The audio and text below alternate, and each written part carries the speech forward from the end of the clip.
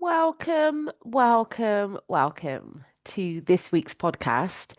It's been a while, hasn't it, that I have spoke to you directly because for the last few weeks I've had guests on and I've got more guests coming up because really wanted to bring more expertise into the podcast that I don't have. But today I'm going to give you a little bit of a life update, a little bit of a kind of what's going on with me. And I've, I'm going to be really honest with you. Today, I'm feeling very precious, very precious. And I don't use precious lightly. It's not a word that I ever use to describe myself. In fact, quite the opposite. I would say I am not a precious person at all. I am not easily offended. Um, I'm very level-headed. I'm not dramatic. I'm none of those things. And then every now and again, I have a day or a couple of days where I just feel precious. And that's where I am right now. And it's for a number of reasons. So the first reason is that I have my period. And the first few days of my period, I always feel I think vulnerable is probably quite a good word to describe it. I feel like I just want to kind of hug my womb and like hold my fanny and just cuddle myself on the sofa.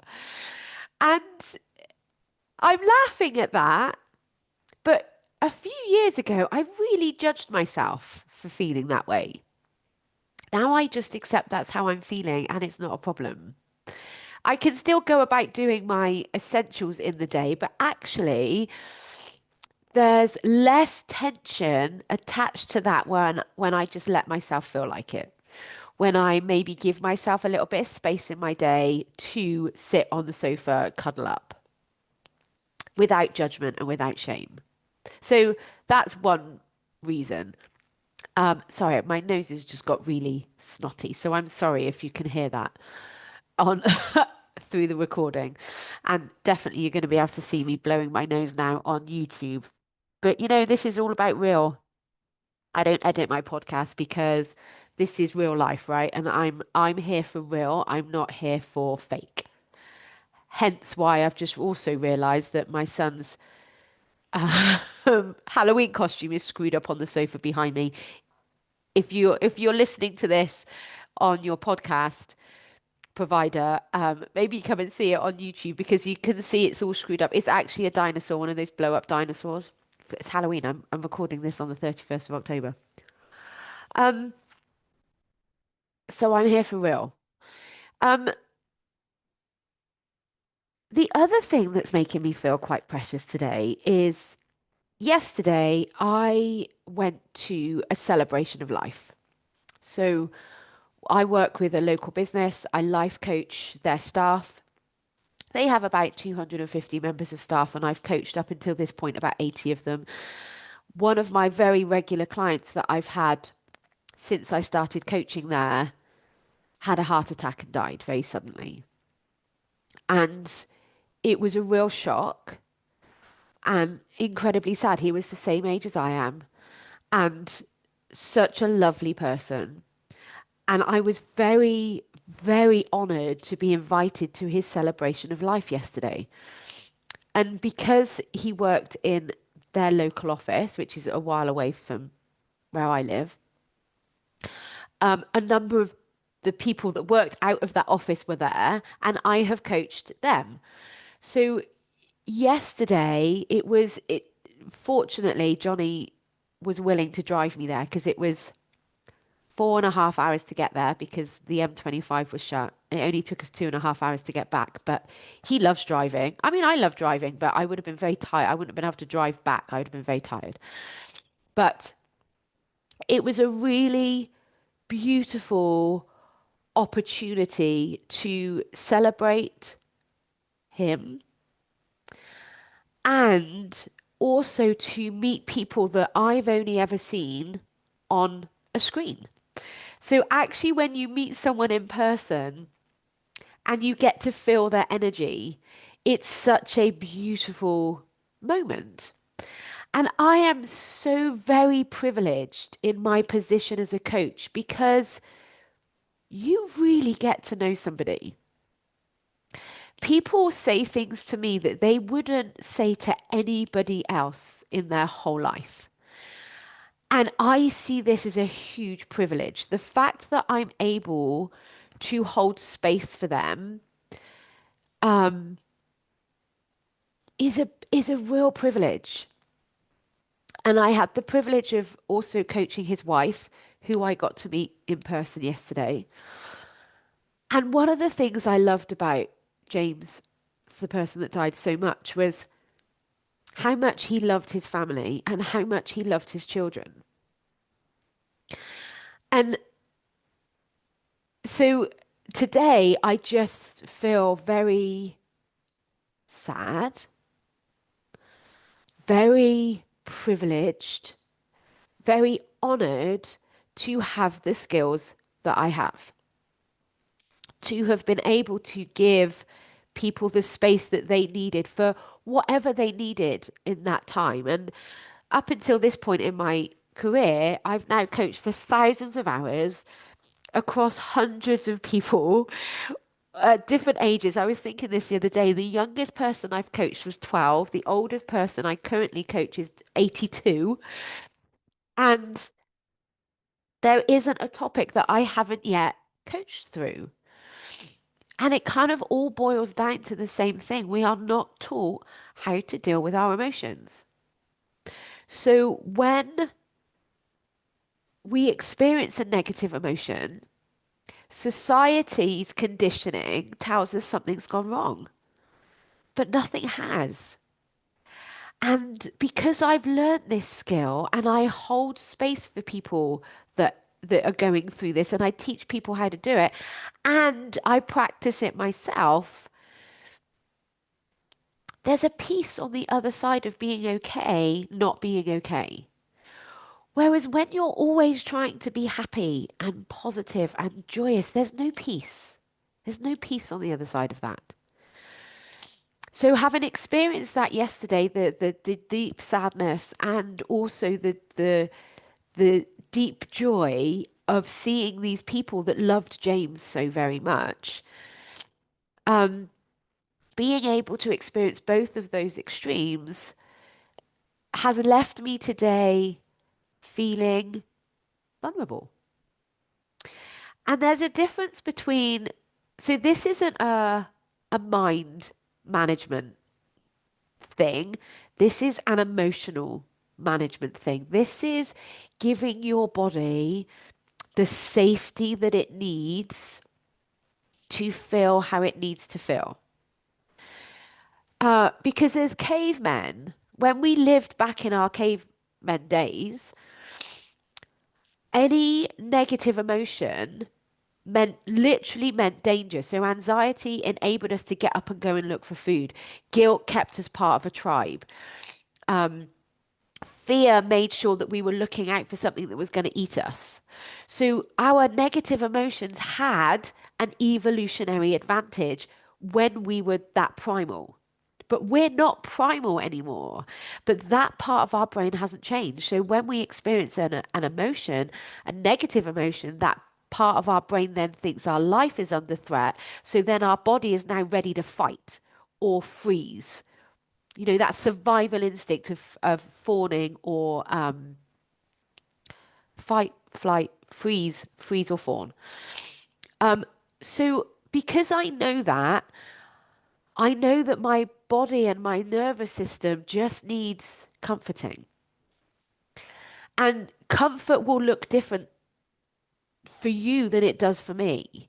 But for me, I just tell myself I'm safe. I'm safe. Nothing has gone wrong. And I you can see if you're watching me on YouTube, I'm just placing my hands on my heart. Well, actually the middle of my chest, my heart would be here, wouldn't it? And I just remind myself that this is okay. Our life is not actually under threat right now. We're safe. And that's all the body really needs to hear. And it just needs the time to feel it without judgment, without shame. So that's going on today. And then the third thing that's also happening at the moment, if you've been following me on social media, you will know that my husband handed in his notice and his last day as a policeman was last week. So he has fully stepped into self-employment, and there has been lots of fear, lots of shame, lots of self-doubt around this process. There has also been lots of excitement. And it fascinates me how my intuition around this whole process is a deep knowing yes. This is exactly our next step as a couple. Him leaving the safety, perceived safety of an employed job to go into the unknown of self employment and not actually knowing exactly how next month's mortgage is going to be paid was a big leap for us to take. A big leap because we have children. We don't want to lose our house. We want to keep the safety and the provisions for our boys. And everybody, when they talk about this, especially in the self development world, everybody makes it sound so positive and so amazing and so incredible. And I think the other side of this 100% will be. But we're not the other side of this yet. We're right in the shitty middle of all the crap emotions, the fear, the shame. And so when I feel frightened, I'm able to comfort myself. When self doubt shows up for me, I'm okay with that. I'm like, I am safe to experience this emotion. I have done this work now so deeply on myself and on others that I know exactly where it's coming from. I know that all of those shitty sentences in my head aren't accurately predicting the truth. And therefore, I know that it's all made up and not necessarily the reality of what we're moving forward into. When my brain starts to go, we're never going to have any money. No, we're going to we're going to die. We're not going to die. We're not going to die. Even if we couldn't pay our mortgage, even if we had to lose our house, even if that doesn't actually kill us, doesn't actually kill us. That's not going to happen because we will figure something out before that. We will do whatever it takes to make sure our house is secure and our children are safe. So we're not going to let it even get to that. But when I'm talking to myself internally, I'm talking to myself with so much kindness. And I have to tell you, I am so fucking grateful that I have done the work and I have learnt, I'm going to say that again, I have learnt how to be kind to myself. Because that has been what has enabled me to move through all of these emotions without added drama. And my husband, we're going to do a podcast on this together, so look out for that. My husband hasn't really learned that skill yet. So when he gets angry, or when actually, I think what's probably happening is he feels vulnerable. And then how we protect vulnerability is by getting angry and frustrated. And he talks evil to himself. Like he really talks evil to himself. Not even to himself, like out loud. You can hear him growling at himself. So then you imagine his body, and I'm sure you will know how this feels as well, because this is what I used to do. You're feeling vulnerable, you're feeling precious, and then you're beating that part of you up for feeling that way. That does not create safety. That creates a fuck ton more discomfort, fear.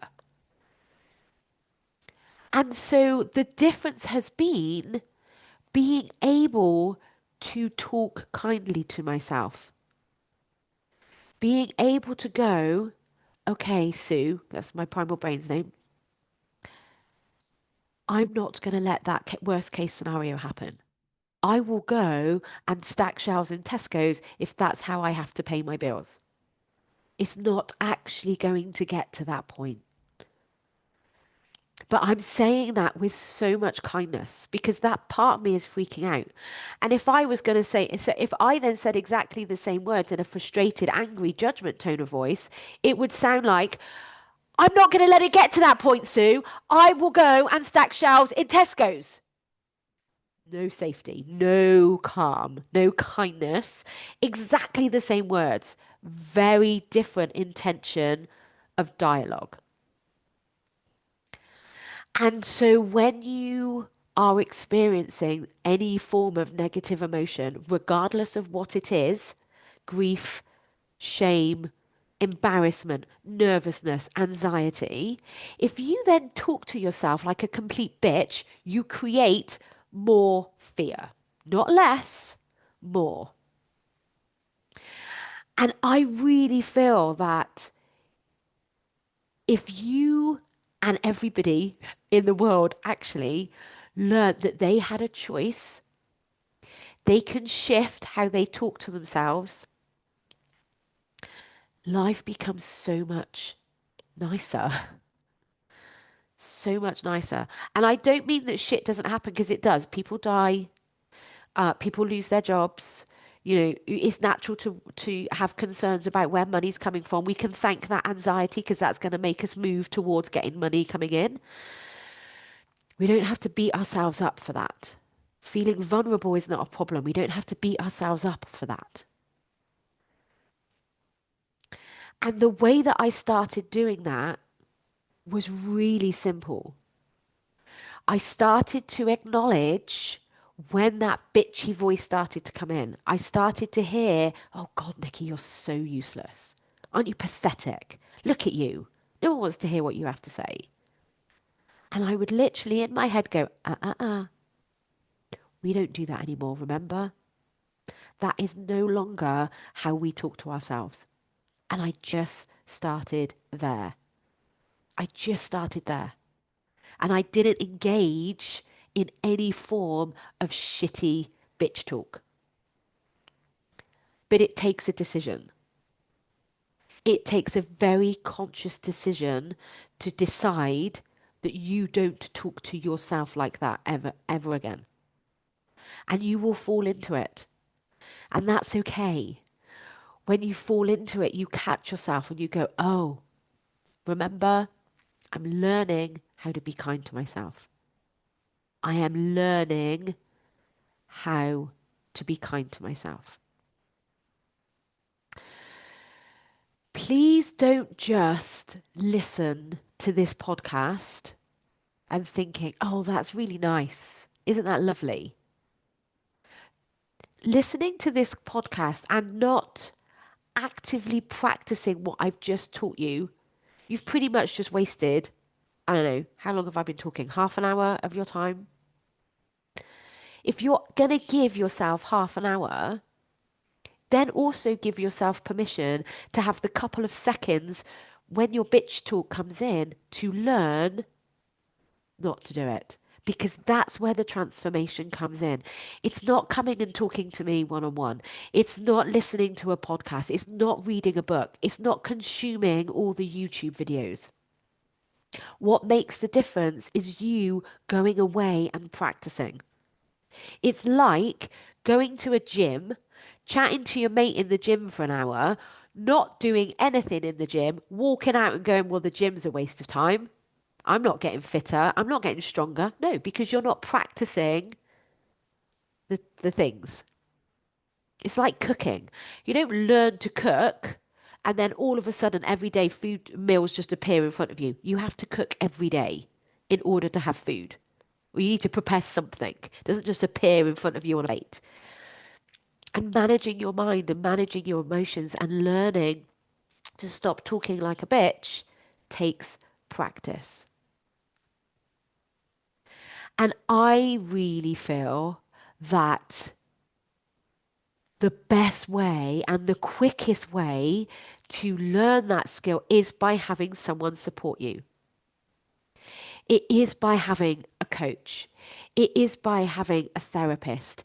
It is by having that really loving, no bullshit friend and actually listening to her. Because you've probably got people telling you that you're talking bollocks to yourself. You're just not listening to them. So if you're ready to invest in yourself and you are ready to create that calm version of you that can actually deal with life when it happens, please get in touch because I would love to help support you and teach you through that process. Have the most amazing week. I will be back again next week with a guest. It might even be Johnny. I can't remember. I didn't look. I really want to get a podcast in with him talking about what we're currently going through because I think it will be fascinating for everybody here, the truth behind the shit part of growing a business. Um, and life in general and how you can then hold other people through their negative emotions because when you realize your emotions aren't a problem, you realize other people's emotions aren't a problem, and then they don't need to change, then they're just there for you to love them. So I really want to share that story with both of you, so with all of you, with both of us. Did I say that? I said anyway. Have a wonderful week. I love you so much. Bye bye.